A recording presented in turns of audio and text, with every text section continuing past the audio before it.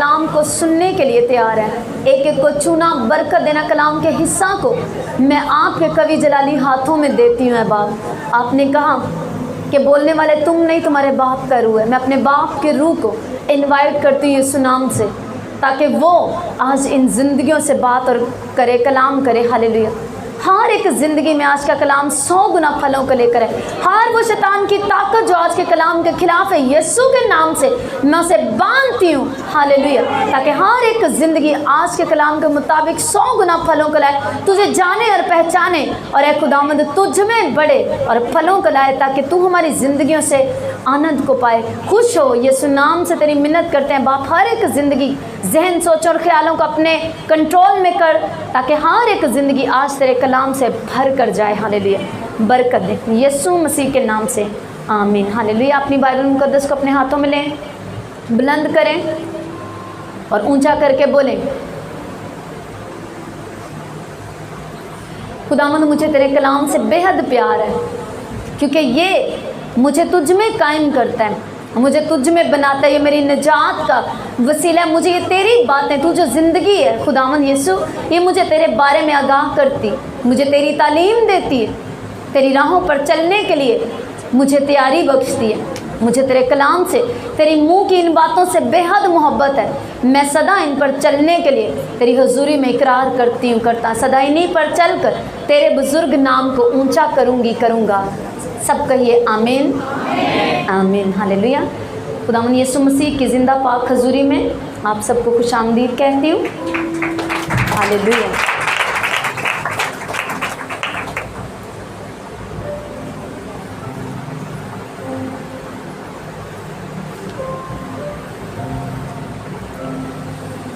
यूहन्ना रसूल की अंजील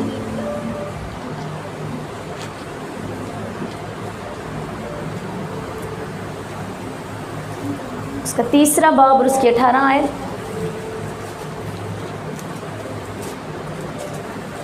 और 7वें बाब की 38वीं आयत। यूहन्ना 3 की 18 में लिखा है, जो उस पर ईमान लाता है उस पर सज़ा का हुक्म नहीं होता, जो उस पर ईमान नहीं लाता उस पर सज़ा का हुक्म हो चुका। आमीन। यूहन्ना 7 की 38 में लिखा है, जो मुझ पर ईमान लाएगा उसके अंदर से, जैसा कि किताब मुकद्दस में आया है, ज़िंदगी के पानी की नदियाँ जारी होंगी।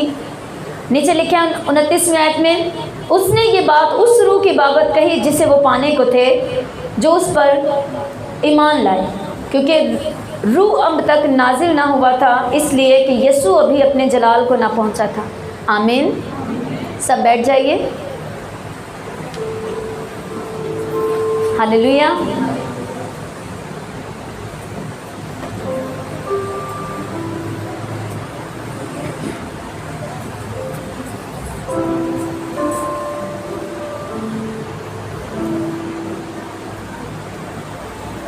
सातवें बाब की जो 38वीं आयत को हमने पढ़ा, वहाँ लिखा है, जो मुझ पर ईमान लाएगा उसके अंदर से, जैसा कि किताब मुकद्दस में आया है, ज़िंदगी के पानी की नदियाँ जारी होंगी। Out of his belly flow के साथ पानी, ज़िंदगी का पानी निकलेगा उसके अंदर से। हालेलुया। ये बात कौन कह रहा है?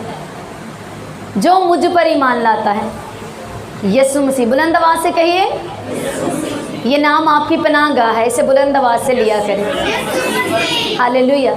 यीशु मसीह का नाम आपकी प्रोटेक्शन है, आपकी बाड़ है, पनाहगाह है आपकी।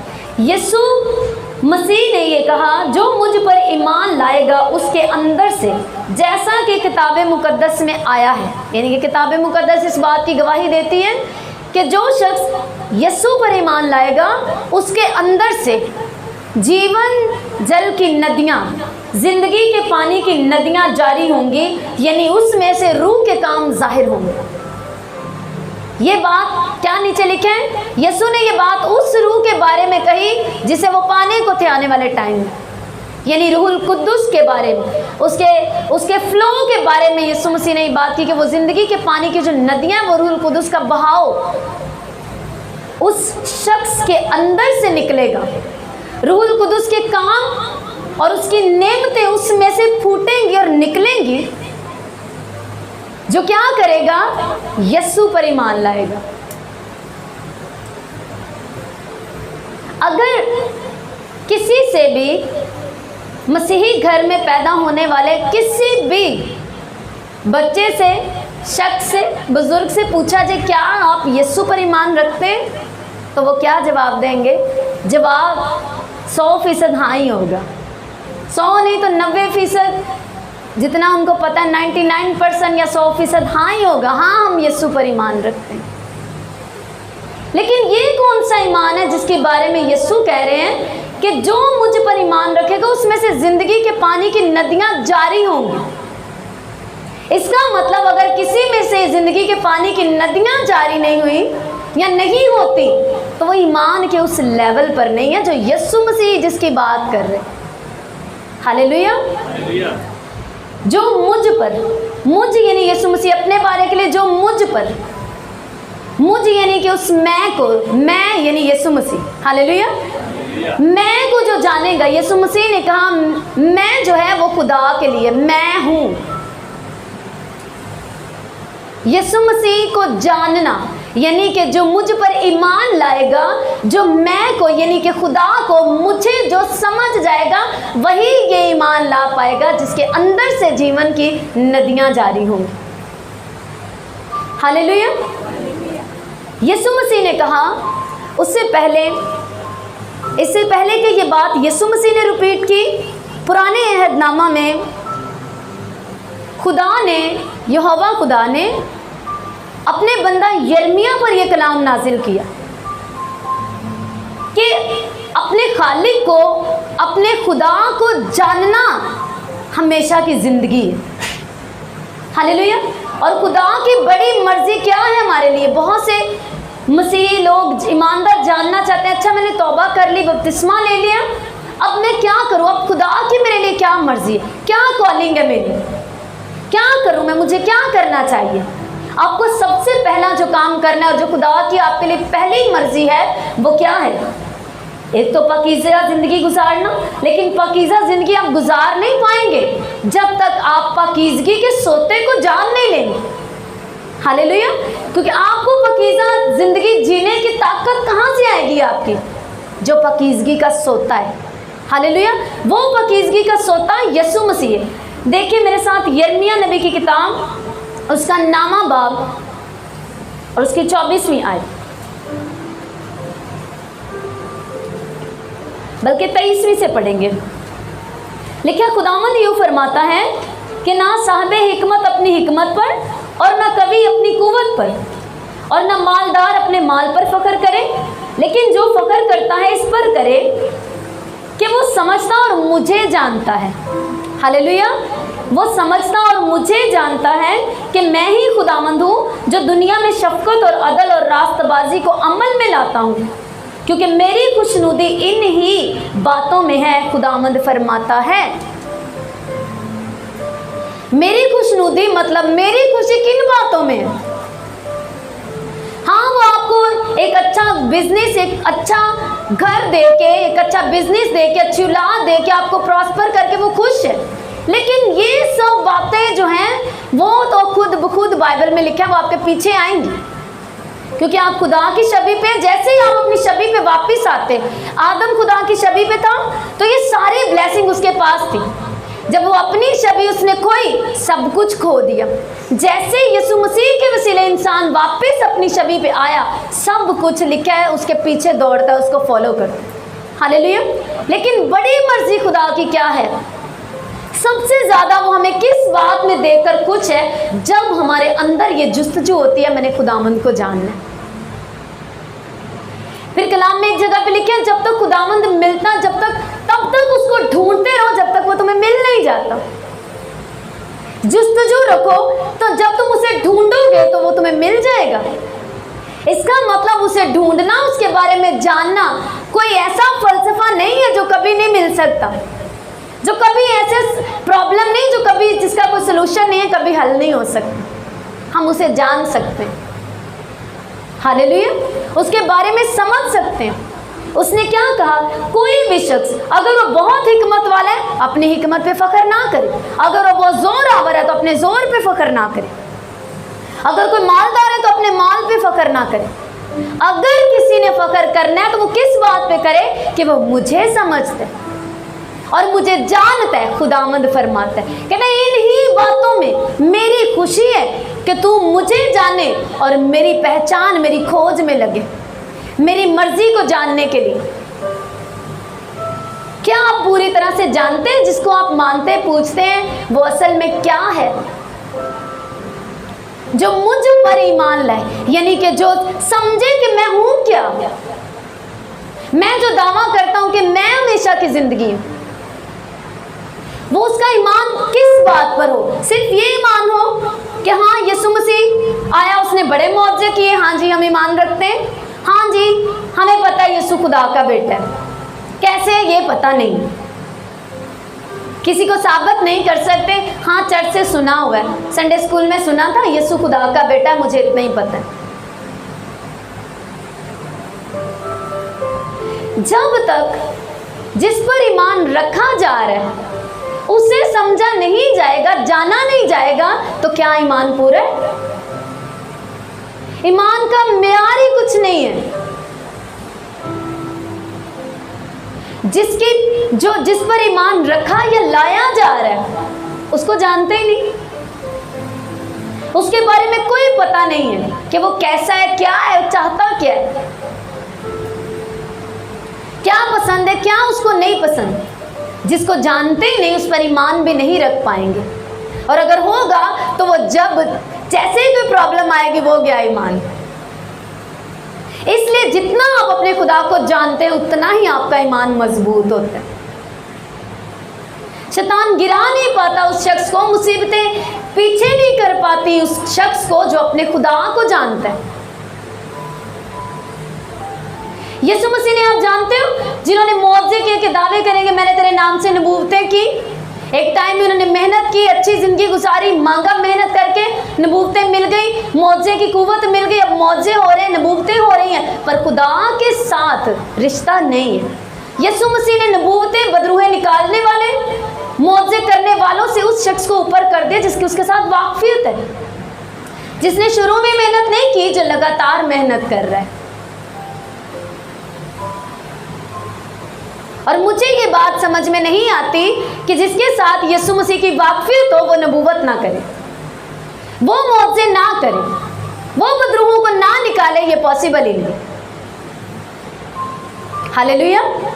जिसकी यीशु के साथ वाकफियत होगी, जो यीशु को जानता होगा, उसके साथ एक ताल्लुक होगा, यीशु मसीह का रूह उसमें जरूर काम करता होगा, और वो शख्स नबूवत भी करता होगा, मौजज़े भी करता होगा, और बदरूहों को भी निकालता होगा।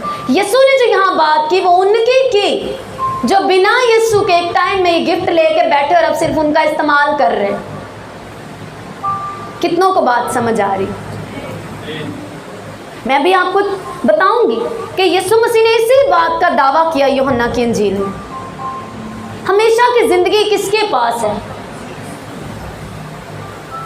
मेरे साथ निकालिए यूहन्ना की इंजील, उसका 17 बाब। असल में हमेशा की जिंदगी है क्या? हम कहते हैं जी यीशु पर ईमान लाएं, आपने सुन लिया, आपको पता चला अच्छा यीशु पर ईमान लाने से हमेशा की जिंदगी मिलती है, लेकिन असल में हमेशा की जिंदगी का पीछे क्या खुली है, क्या खुलासा क्या है इसका, ये है क्या? यूहन्ना 17 उसकी 3 आयत, यीशु मसीह ने खुद फरमाया, और हमेशा की जिंदगी ये है कि वो तुझ खुदाए वाहिद और बरहक को और यीशु मसीह को जिसे तूने भेजा है जाने। हालेलुया। पीछे किसने कहा कि वो किसको जाने?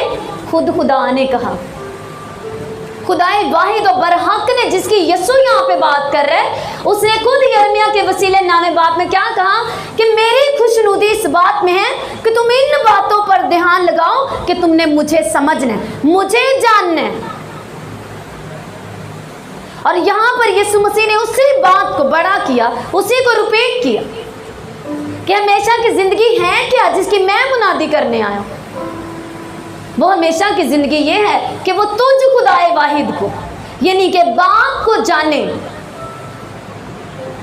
जिसने प्लान बनाया छुटकारे का, और यीशु मसीह को जिसे तूने भेजा उसे जाने, दोनों को जाने।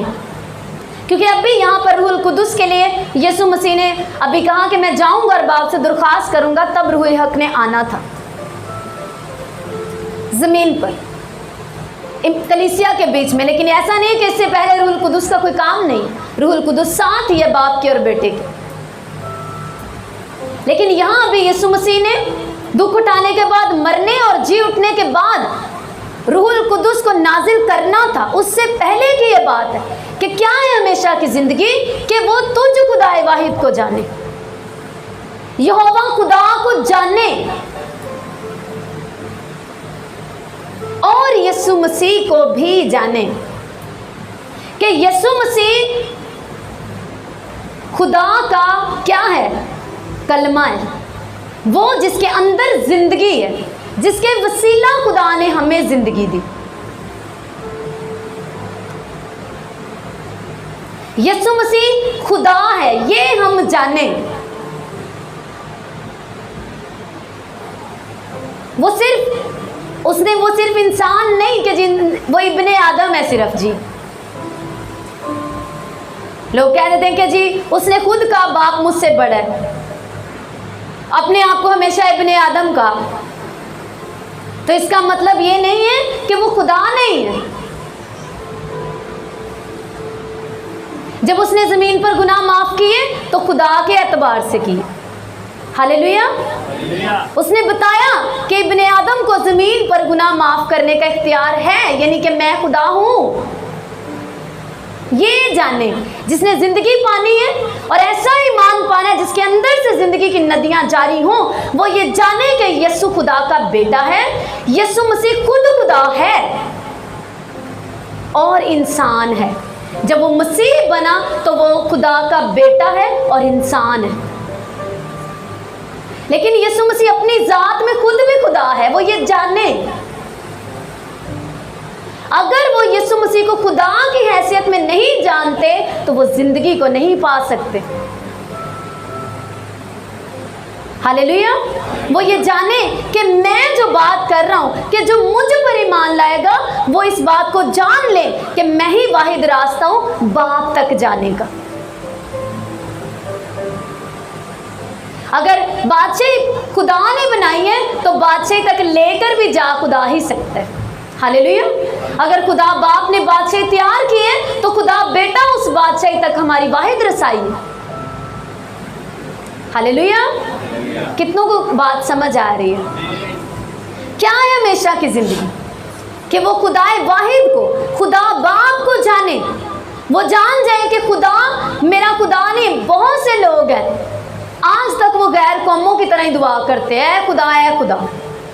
उन्हें पता ही नहीं है कि वो खुदाए वाहिद मेरा बाप भी है। जानना है उसको, फिर यीशु मसीह को, कि यीशु मसीह मेरा मुन्नजी, मेरा नजात दहिंदा है। सब कुछ उसने मेरा अपने ऊपर ले लिया। अगर आप किसी का कत्ल कर दें और कोई आपके हाथ वाला वो हथियार पकड़ ले और आपके लहू लुहान कपड़े खुद पहन ले और कहे मुझे जेल दे दो, मुझे फांसी दे दो, तो क्या आपके फीलिंग होगी? ये यीशु ने मेरे और आपके लिए किया, वो इवज़ी बन गया। जो शर्मिंदगियां, जो मौत हमारी थी वो उसने ऊपर ले ली। लेकिन अभी तक हमारा ईमान मजबूत क्यों नहीं है? क्योंकि हम इस बात को आज तक समझ ही नहीं पाए। जब तक आप खुदा को, खुदाए वाहिद और यीशु मसीह को नहीं समझ पाएंगे, रूहुल कुद्दुस को नहीं समझेंगे, कफारे को नहीं समझ पाएंगे। कफारा क्या है? कि आपके लिए जान दी गई है। आपको ये बात समझ ही नहीं आएगी तो आप इस पर ईमान नहीं लाएंगे, और जब ईमान नहीं लाएंगे तो आप जिंदगी में दाखिल नहीं हो सकते। क्या पढ़ा अभी 3 बाब की, यूहन्ना 3 की 18 में पढ़ा, जो उस पर ईमान लाता है, यानी जो उस पर समझ के साथ ईमान लाता है, जो उसको जानता है, उस पर सजा का हुक्म नहीं, और जो उस पर ईमान नहीं लाता उस पर सजा का हुक्म हो चुका, होगा नहीं, हो चुका, डन हो गया उस पर। जैसे रसूल कहते हैं कि उसने हमें अपने साथ आसमानी मकामों पर बिठाया, बिठाएगा नहीं, अभी बिठा दिया। तो जो शख्स यीशु मसीह को जानते और समझते हुए ईमान नहीं रखता, उसका मसीही ईमान कमजोर है, अभी वो उस लेवल पे नहीं है जो उसको निजात दे सके।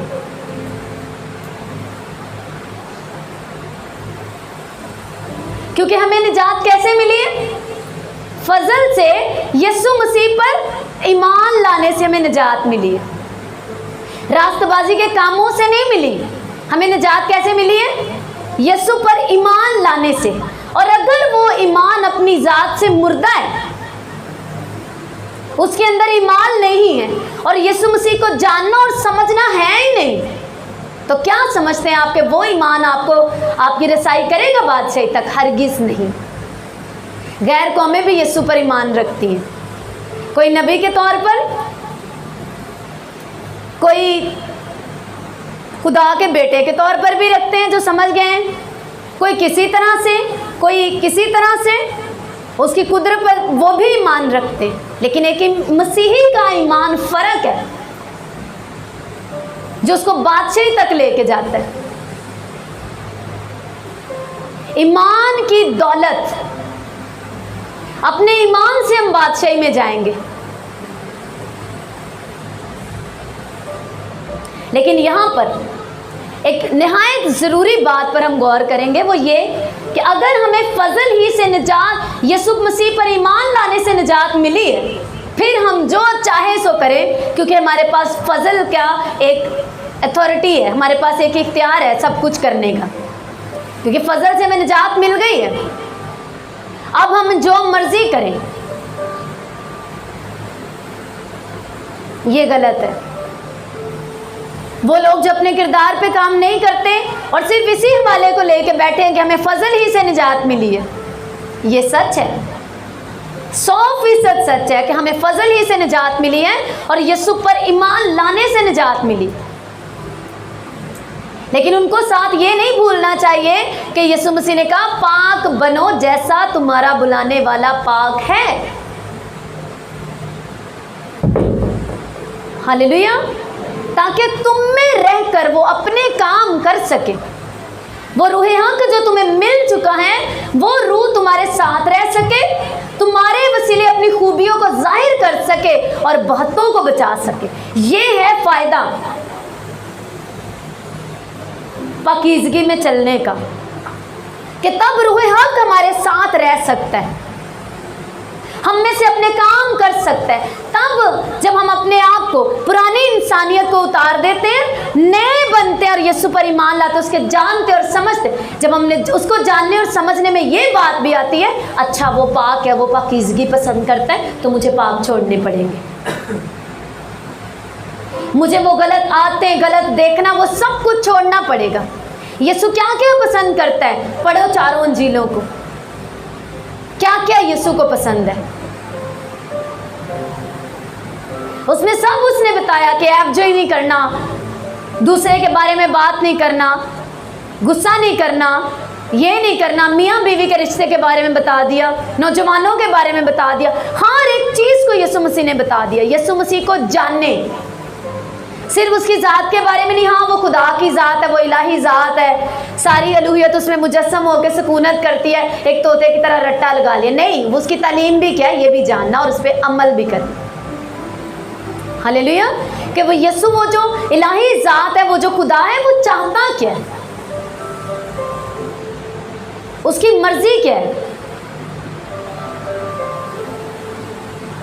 क्योंकि जब तक मैं उसकी मर्जी को, उसकी तालीम को नहीं मानूंगा, मैं उसका फॉलोवर नहीं कहला सकता। क्रिश्चियन मतलब क्राइस्ट फॉलोवर, क्राइस्ट की तालीम को मानने वाला।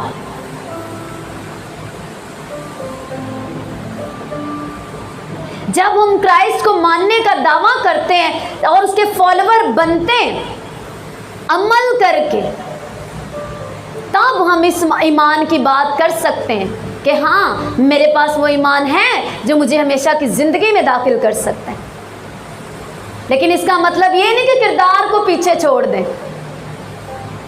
किरदार नहीं होगा तो ईमान अपनी ज़ात से तब भी मुर्दा है।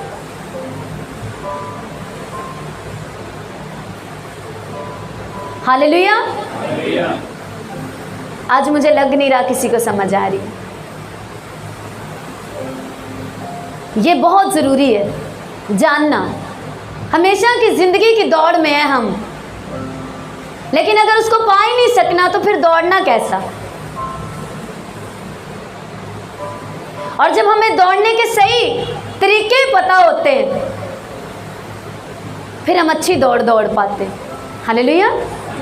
और फिर जब हमें एक तसल्ली होती है, हमें एक शादमानी होती है, हाँ मैं इनाम को पालूंगा, तब दौड़ने में शादमानी जो आती है वो आपको कुव्वत दे देती है।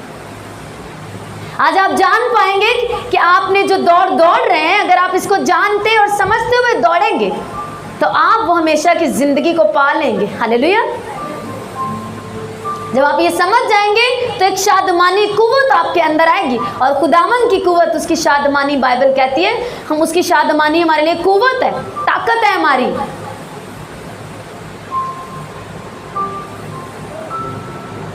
यीशु मसीह ने कहा तुम किताब मुकद्दस में हमेशा की ज़िंदगी ढूंढते हो, इसी यूहन्ना में, लेकिन ये वो है जो मेरे बारे में तुम्हें बताती है। अब तुम अगर मुझे जानना और समझना चाहते हो तो किताब मुकद्दस को पढ़ो, इसको वक्त दो। आप में से कितने हैं जो हर रोज़ बाइबल पढ़ने में वक्त गुजारते हैं? कितनी देर? एक आयत, 2 आयत? जो कम से कम 1 घंटा बाइबल रोज़ पढ़ता है वो हाथ ऊपर करो। कम से कम 1 घंटा। अब खुद ही अपने दावे चेक कर लो, क्या आप उसको कभी जान पाएंगे? कभी नहीं। क्योंकि दिन के 12 घंटों में 1 घंटा भी आपके पास उसके लिए नहीं है, उसको जानने के लिए, जो उसके बारे में बात करती है, जो उसकी समझ दे सकती है, हमेशा की ज़िंदगी के सोते की आपको समझ देती है। उसको पढ़ने के लिए 1 घंटा भी आपके पास नहीं है, और आप कैसे समझते हैं कि मैं उसको जान लूँगी और समझ लूँगी और जान पाऊँगा उसको? और आपको वाज़ेह मैंने बताया, हमेशा की ज़िंदगी ये है कि वो बताएं अपने पड़ोसी को, हमेशा की ज़िंदगी ये है कि तुम खुदाए वाहिद को और बरहक को जानो, और यीशु मसीह को भी जिसे उसने भेजा। आमीन। अब यीशु मसीह को और खुदा बाप को जानना और फिर रूहुल कुदुस को जानना, जब तक हम जानेंगे नहीं, हमेशा की ज़िंदगी तक हमारी सोचें कमज़ोरी होंगी, हमारा ईमान सदा कमज़ोरी होगा।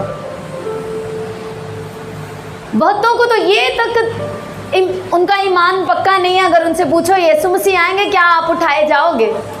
पता नहीं।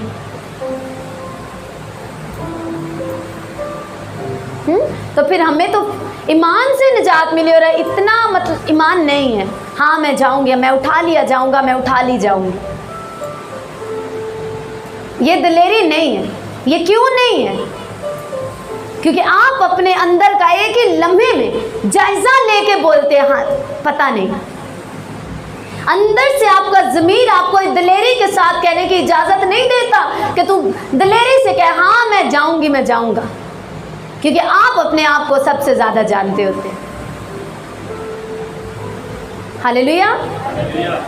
अपने अंदर दिलेरी पैदा करें, और वो दिलेरी कैसे आएगी? ये दिलेरी आप किसी को देख के नहीं दिखा सकते कि वो दिलेर है, मैं भी दिलेर होने की एक्टिंग करूं।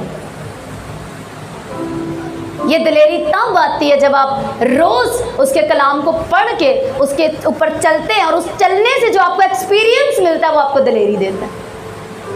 हालेलुया।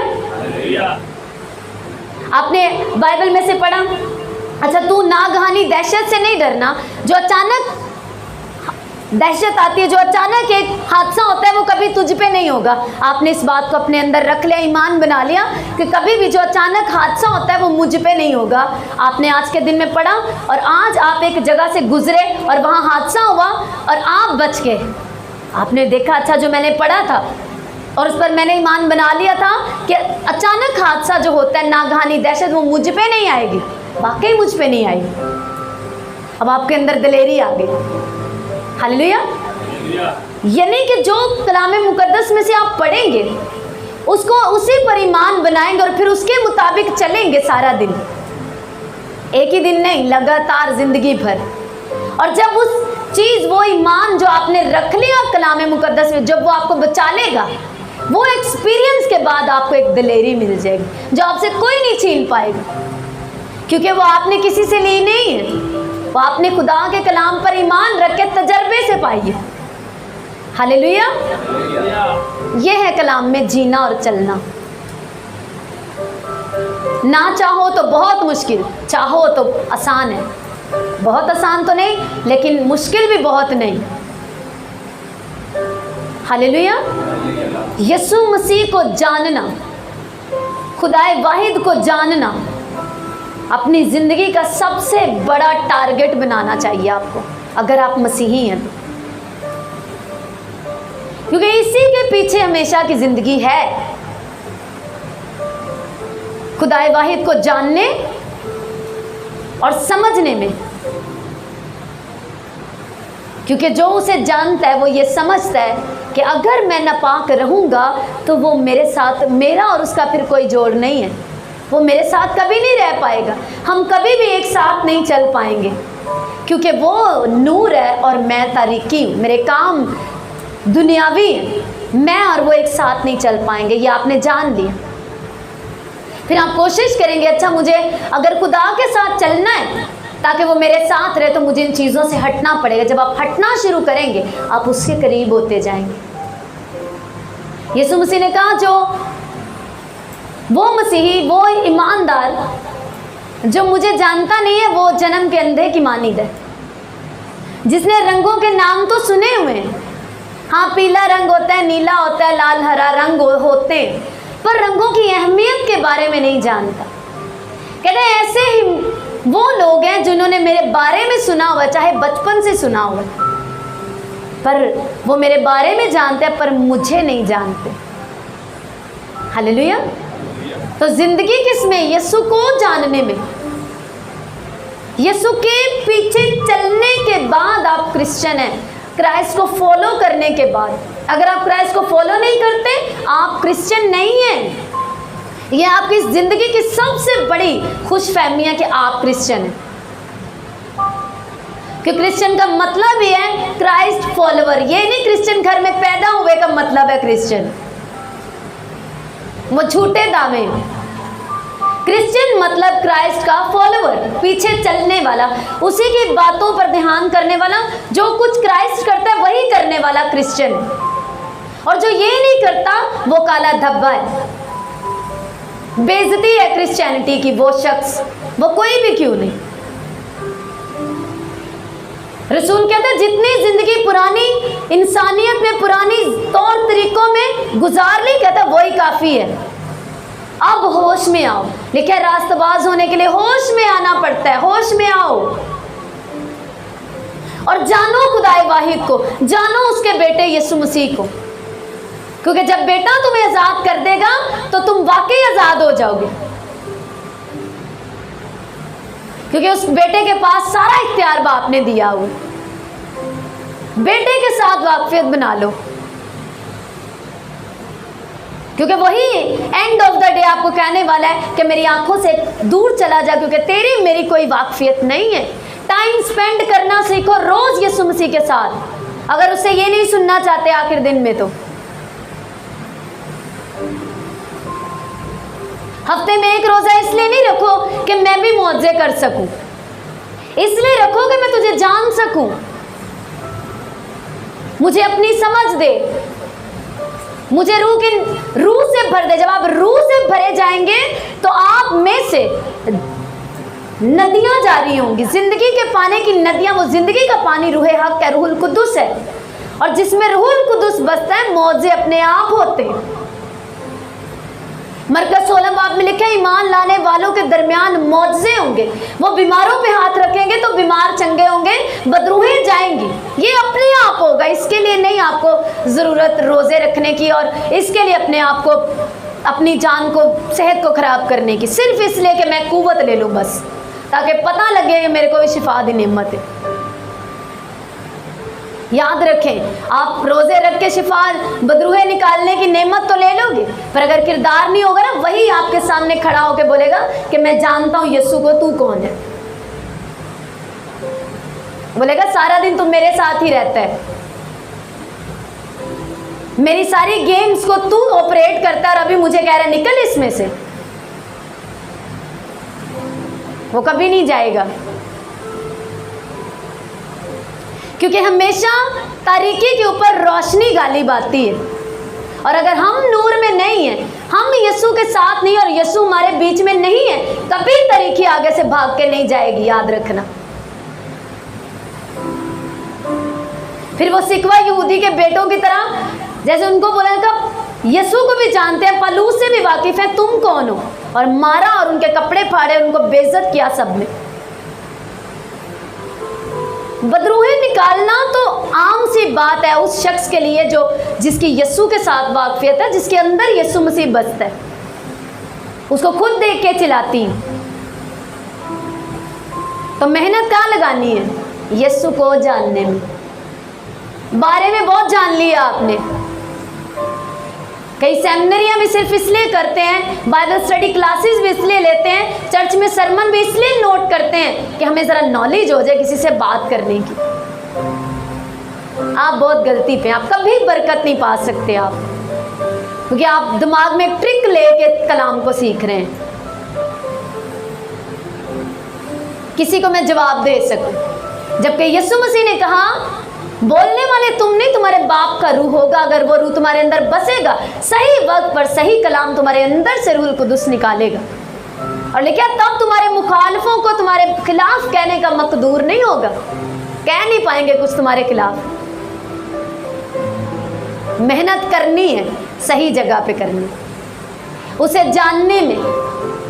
फास्टिंग रखो, उसकी अपनी बॉडी को बोलो मैं अपने बदन को पेश करता हूँ एक जिंदा कुर्बानी होने के लिए, तेरे आगे रखता हूँ कि इसे पाक कर दे, ताकि जब तुम उससे बात करे मेरी बॉडी उन चीज़ों को ऑपरेट कर सके। जब तो तुम मुझसे काम लेना चाहे तो मेरी बॉडी उसे अमल में ला सके। खुदावंद, इसलिए मैं रोज़ा रखता हूँ, अपने आप को तेरे आगे एक जिंदा कुर्बानी की तरह पेश करती हूँ, करता हूँ। हालेलुया। यीशु मसीह को जानना और समझना और फिर ईमान रखना, हाँ वो जिंदगी का नूर है। इसीलिए उसने कहा जब मैं उसमें शामिल हो जाऊंगा, उसमें हो जाऊंगा, तो उसने कहा तुम भी दुनिया के नूर। हालेलुया। इसीलिए फिर वो आपको तारीकी में चमकाता है ताकि आप दूसरों को रोशन करें। तो जब अपने ही घर में लाइट नहीं है तो क्या पड़ोसी को कह सकते हैं आ जाओ तो कुंडी लगा लो? नहीं कह सकते। कनेक्शन ले लो, वैसे तो कुंडी लगाना पाप है, गलत है। कनेक्शन की बात मैं कर रही हूँ कि मुझसे कनेक्शन ले लो हमारे घर से, जब खुद के घर में नहीं है।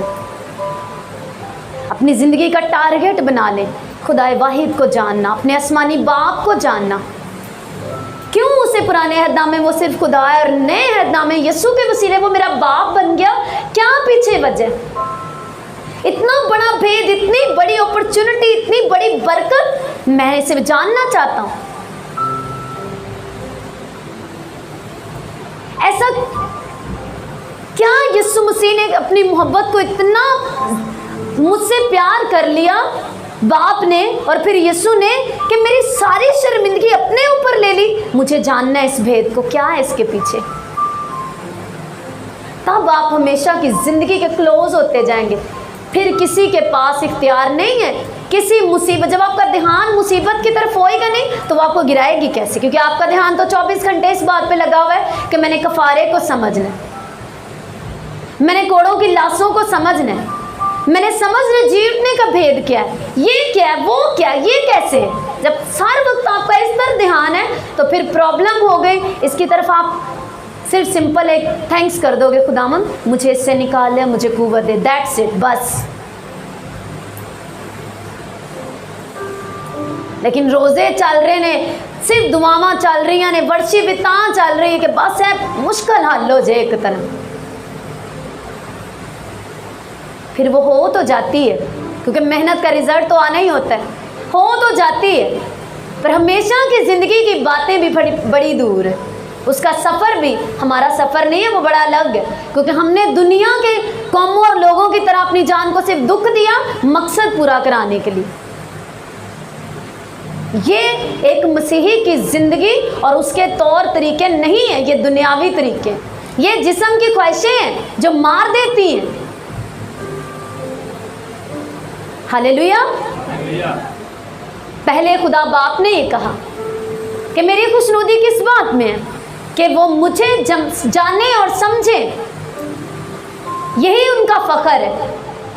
कितनी खूबसूरत बात है कि इस बात पर फ़ख्र करें कि वो मुझे समझते और जानते। और फिर यीशु मसीह ने भी यही कहा, हमेशा की ज़िंदगी ही इसी में है कि वो तुझ खुदाए वाहिद को और यीशु मसीह को जाने जिसे तूने भेजा है। जिसे खुदाए वाहिद और बरहक समझ आ गया, उसका प्लान समझ आ गया, और यीशु मसीह का ज़मीन पर मुजस्सम होना समझ आ गया, उसके ईमान का लेवल उस मसीही से जिसको इतना पता है, हाँ जी ईस्टर वाले दिन यीशु मसीह जिंदा होया सी ते गुड फ्राइडे नू सलीब ते जान दी सी, उसके और इसके ईमान में ज़मीन आसमान का फ़र्क है। और हमेशा की ज़िंदगी उसके लिए है जो जानते हुए शादमानी के साथ ज़िंदगी को दे बैठा है यीशु के हाथों में, और अब ईमान रखता है ज़िंदगी देने के बाद। उसका ईमान हमेशा की ज़िंदगी को पाने के लेवल पे है। हालेलुया।